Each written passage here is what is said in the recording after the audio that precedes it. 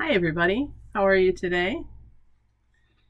I woke up today thinking about people.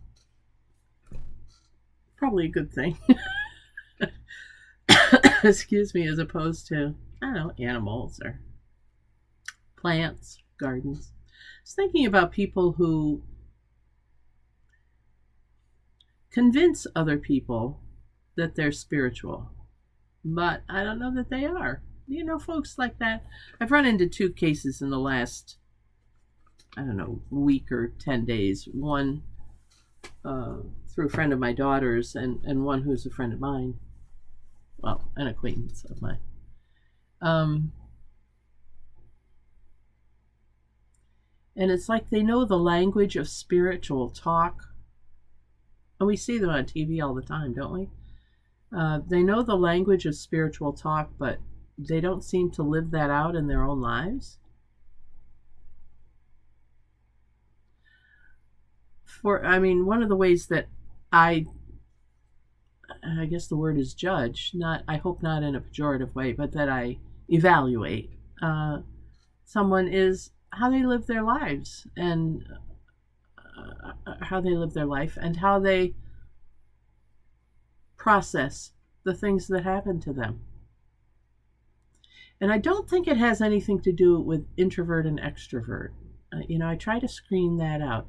It's more like what values are they exhibiting as they are stressed and working through change or transition, or when they're in relationship with someone like my daughter's friend, how do they treat someone else? Are they manipulative? Are they using the spiritual language to get an edge up? Do they just want to say things because they think others want to hear them, or because they think they sound important or they sound relevant? And I'm really clear that I have a lot to learn still about my spirituality, and I have a lot to develop in my relationship with God. And I will never, ever get very far. But I also know that I have a lot of spiritual experience. And I don't think it's related, but some of it's related to age. In these two cases, they're different ages, though. It's not just young people, it's older folks as well. Some of it is life experience. Oh, you can trust things because you've been through it before and survived, lived to tell the story. Looking back, that God was there. But some of it is just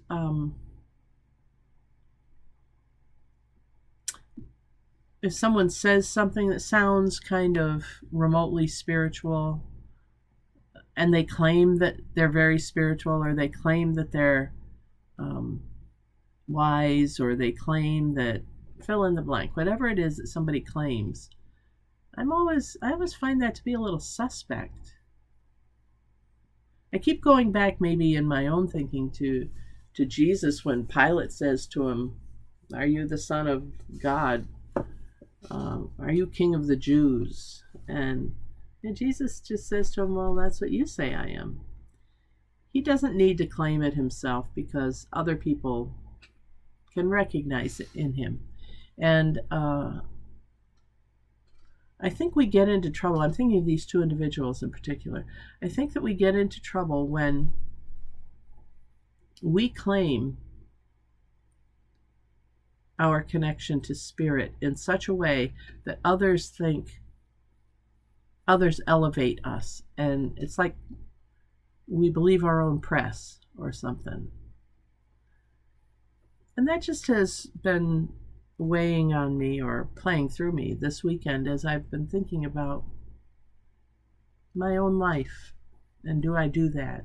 I hope not. And talking with you about, do you do that? We need to share our feelings of connection, especially with the divine, because I think enough people, there are an awful lot of people who have that. Well, everybody has the connection, but there are an awful lot of people who recognize that but don't know what it is. They don't realize that when they stop and think about God or spirit, or they attribute something to the universe bringing it about, that's a spiritual connection. So we need to talk about it to reinforce that and educate and build up the connections with others. That's what we're put here to do. That was Jesus' way of life. And as it says in, Matthew 28, 29, I've forgotten now what it is, the Great Commission, that's what we're supposed to do. Go out and train everyone you meet in my far and near in my way of life. And so we're supposed to build those things up. So we can't be silent when we experience these things or see them in others. But to recognize that we can't just claim that as privilege and as if we can tell everybody else how to do it. God alone is Lord of the conscience. Maybe that's what I'm getting at. God alone is Lord of the conscience. It's one of the great tenets of the Reformed faith.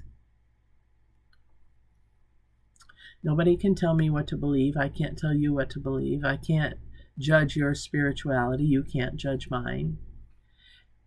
And yet I think that many of us place ourselves in a position, sometimes intentionally and often not intentionally, of being considered some sort of guru or deeply spiritual person.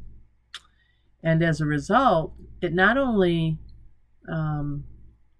is false to the people who are saying that about us, but it boxes us in, if that happens to us. It boxes us in into someone else's opinion of and their limitations to our spirituality. Is this making any sense?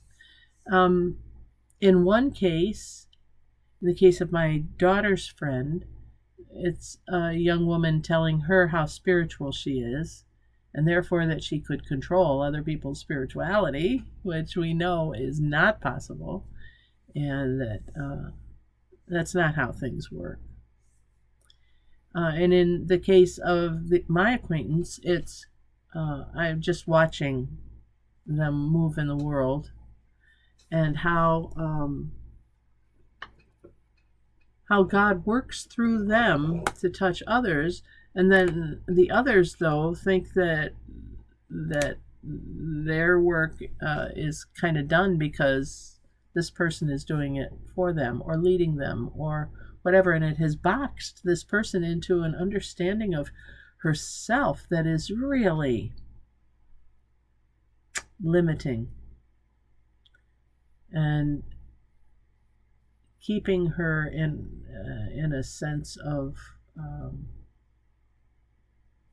needing to spiritually care for others, rather than, recognizing that they have their own journeys, and it's okay if they founder. It's okay if they struggle and all these other things. You know what I mean? I don't know. Maybe I'm rambling, but I just wanted to kind of raise this into our conversation so that we would all be aware that it's a personal connection that we have to have with Spirit, with God,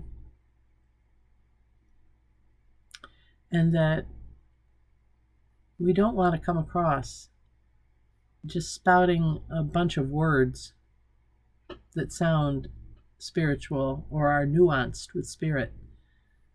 We really want to develop that relationship. And we know when we are. There's no second guessing. I know when I'm connected. You know when you're connected and when you're not. So I guess the word today is connecting. Let's focus today on how we can be authentically connected to Spirit and not let others place us in that position and not assume that role for anyone else. Thanks for joining me for this prayerful pause of the pastor. A few moments to think of something greater than ourselves, in this case our connection and how we come across to others with that connection. I'm Pastor Deb Swift of South Presbyterian Church in Rochester, New York. I hope you have a good day. Looks a little overcast here, but we were supposed to get rain yesterday and didn't, so I don't know what's happening. Global warming, forest fires, changing weather. All right, everybody. I'll see you tomorrow or the next time. Until then, God bless. Take care and bye for now.